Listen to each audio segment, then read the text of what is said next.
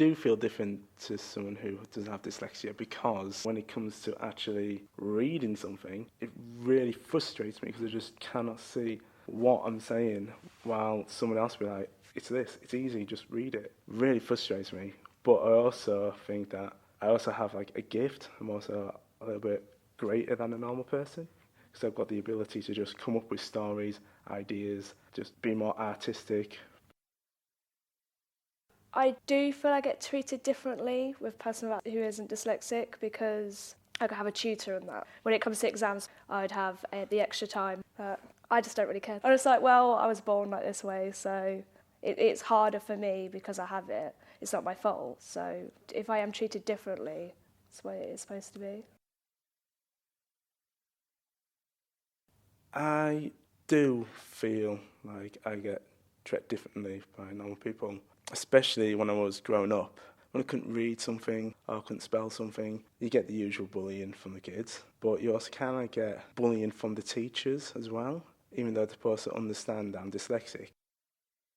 I found it very difficult in my education because you just see everybody just understanding what's coming out, what the teachers say, not what's on the board, and you feel alienated really from everyone else. I found it awful really, but I still had friends and I was good at sports. You just want to be a kid really. You had like a teacher just looking over your shoulder. Yeah, it was tough.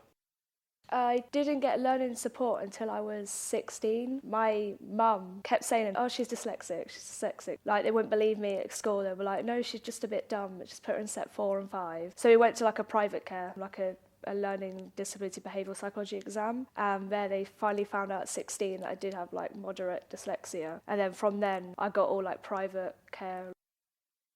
Yes, I did find it difficult until year 11. I didn't have any help whatsoever. I knew I could do it, I just couldn't write it down. So, because it'd be jumbled, all the structures. I was there going, look, I can do this, I can do this. Why are you not helping me? What's wrong? In my head, I'm like, it's confused. And so because I didn't have the help, it was much more of a struggle.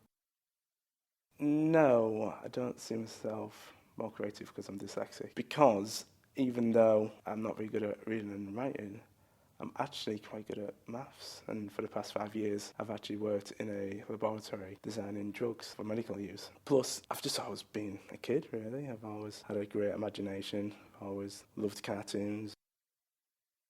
I see myself as more of a creative person than an academic person because, well, for one, I'm on a film course. So I just knew right from the start. I do editing at the moment, so specialise in. And it's just, I love the way of being able to make a movie on like a screen. If I got the choice, I would choose not to be dyslexic because, in a way, it is just a pain because, like, I would have to get help every week before I can just hand a piece of work in. Dyslexic easily. Even though I don't have the ability to read and write, I have the ability to come up with great ideas. I've always had a great ability to do art. I mean, the top millionaires in the world are all dyslexic. Like the guy who owns Virgin, he's dyslexic. So yeah, I'd definitely be dyslexic.